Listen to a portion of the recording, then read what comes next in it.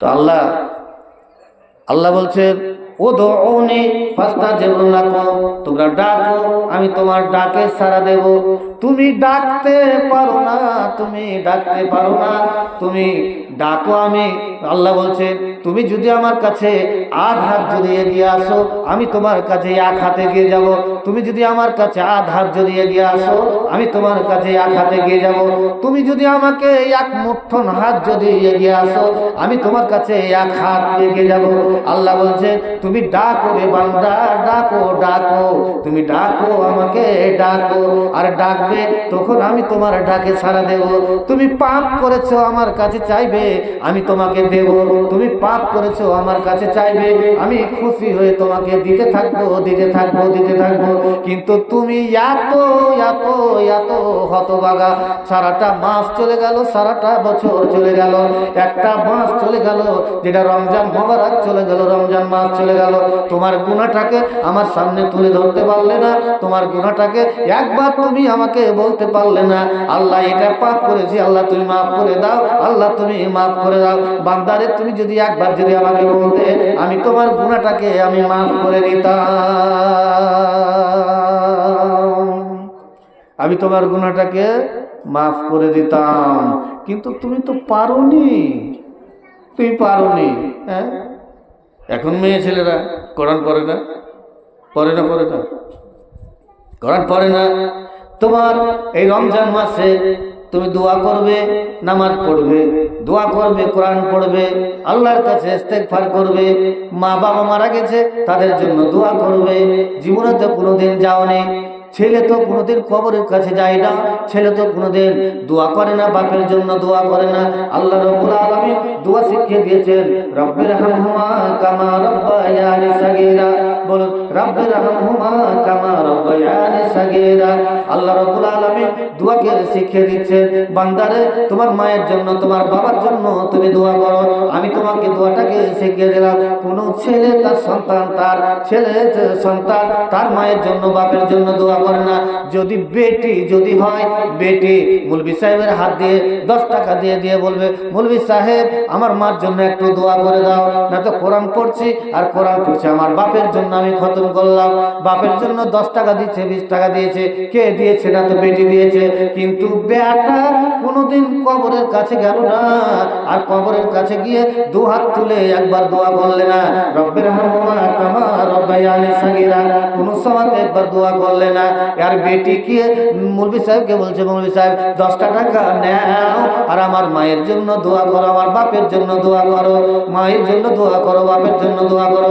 এই জন্য নবী করিম সাল্লাল্লাহু আলাইহি ওয়াসাল্লাম বলছেন, আমি যখন বাইরে যখন বেরোতাম, বাইরে যখন বেরোতাম, বাইরে যখন বেরোতাম, সব শেষে সব শেষে সব শেষে আমার মা ফাতিমার সাথে আমি দেখা করে যেতাম।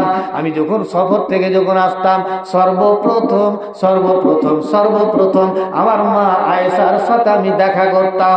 আল্লাহ পাকের নবী বলছেন, আমার আয়েশা হচ্ছে আমার কলেজার টুকরা, আমার আয়েশা হচ্ছে আমার মা, আমার আয়েশা হচ্ছে আমার জান। নবী করিম সাল্লাল্লাহু আলাইহি সাল্লাম আয়েশাকে মা মা মা মা বলে ডাকতো। এই জন্য আল্লাহ পাকের নবী বলছেন, তোমাদের মেয়েদেরকে তুমি অবহেলা করো না রে, অবহেলা করো না। তোমার মা, তোমার সন্তান, তোমার মেয়ে যদি থাকে তোমার জন্য দোয়া করবে, একবার দোয়া করবে রব্বির হামহুমা কামা রাব্বায়ানি সাগীরা। আল্লাহ তোমার মা কবরে চলে গেছে, আমার বাপ কবরে চলে গেছে, আমার মাকে আমার বাপকে আল্লাহ তুমি তাকে জান্নাতুল ফেরদাউস দান করিও, তাকে জান্নাতের ঠিকানায় পৌঁছে দিও। আল্লাহ তার কবরটাকে নূর মুনাওয়ার করে দিও। আল্লাহ তুমি কবরের আযাব থেকে আল্লাহ তুমি বাঁচিয়ে দিও। দোয়া করবে, কিন্তু তুমি এমন হতভাগা, এমন তুমি হতভাগা, সারাটা মাস চলে গেল, সারাটা মাস চলে গেল, তুমি একবারও আল্লাহর কাছে দোয়া করতে পারলে না রে, পারলে না।